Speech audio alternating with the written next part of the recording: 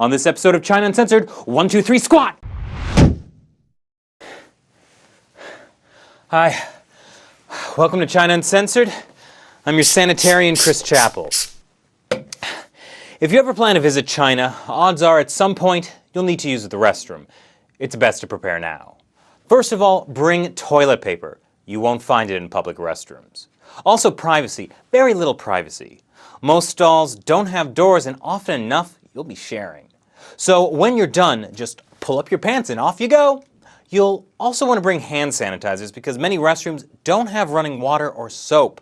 But there are some public restrooms that charge a small fee, as well as hotel restrooms that do give out toilet paper.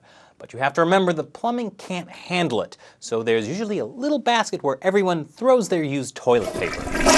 So by and large, most bathrooms you encounter will be squat toilets.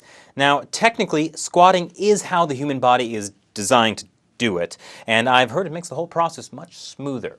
Just don't miss. And for the love of God, don't touch the floor. It's usually filthy.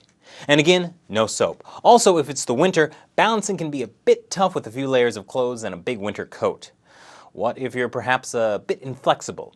Or perhaps of an advanced age? Well, in China, you'll often see an elderly person carrying around one of these with them. You know what it's for. Also, when many Chinese people travel abroad, they still like to squat. Ever been to a public restroom in the US and wondered why the toilet seat is so scratched up? Now you know. Now, if you're in Beijing, you'll probably want to avoid the hutong toilets. They aren't as nice as the filthy squatter toilets. They were built a long time ago and aren't connected to any sewer system. They're just big holes in the ground that fill up until a sanitation truck comes and sucks out all the filth.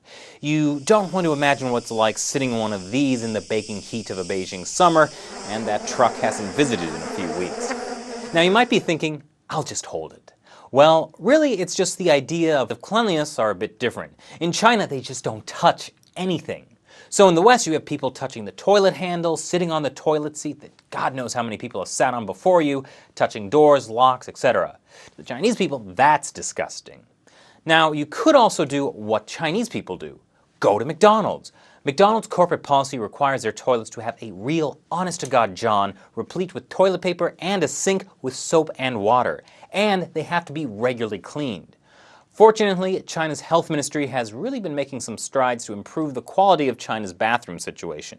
They're going after the flies. Back in February, they added a new law saying no more than 3 flies would be allowed per square meter.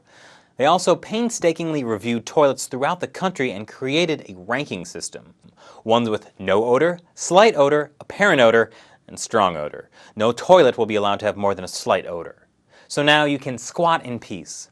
I am so happy to be a man right now. So, do you guys think you're prepared for the toilet situation in China? Or if you've been, any advice for the newbies? Let us know. Thanks for watching China Uncensored. Check back for more new episodes every day.